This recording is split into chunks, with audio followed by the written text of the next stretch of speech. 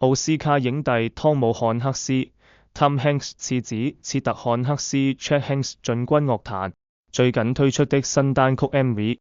重現1994年奧斯卡最佳影片《阿甘正傳》（Forrest Gump） 的知名場景，還找來父親跨度演出。有線電視新聞網 CNN 報導，切特是湯姆漢克斯與第二任妻子麗塔威爾森 （Rita Wilson） 所生的第一個兒子。他與朋友德魯亞瑟 （Drew Armour） 組成鄉村音樂二人組樂團 Something Out West， 推出新單曲《You Better Run》，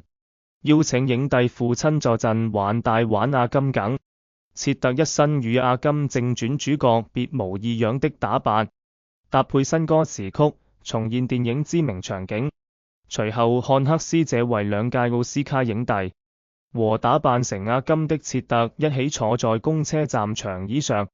父子之情不言而喻。除了長椅場景，切特還在一艘類似電影出現的珍妮 Jenny 號寶哈船上唱歌。這艘船是阿甘童年最好朋友，有女星羅平萊特 Robin Wright 飾演的女主角名字命名。同時切特也在 MV 當中重現阿甘式的越野長跑。根據 Something Out West 官網介紹，這支二人組樂團成立於加州。當時切特與亞瑟因為參加戒酒活動成為室友，因而建立深厚友誼與創作夥伴關係。官網寫道，他們搬到納許維爾 Nashville 鄉村音樂之都後，音樂風格更加精緻，融合獨特嗓音、感人故事與當代的影響，致力推動鄉村音樂的同時，也尊重流派的根源，並宣告兩人已和 Beat Machine Records 簽約，並推出首張專輯《遠離好萊塢 Leaving Hollywood》。暫譯，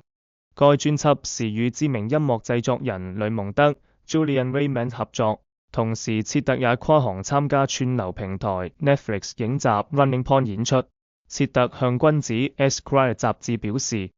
對於個人能夠在樂壇和影壇發揮，感到相當興奮地說，從根本上來說，我自認是一名藝術家，表演與音樂是我表達自己的兩種不同媒介，並強調我創作此類音樂已經有很長一段時間，所以我希望透過巡迴演唱讓全世界聽到。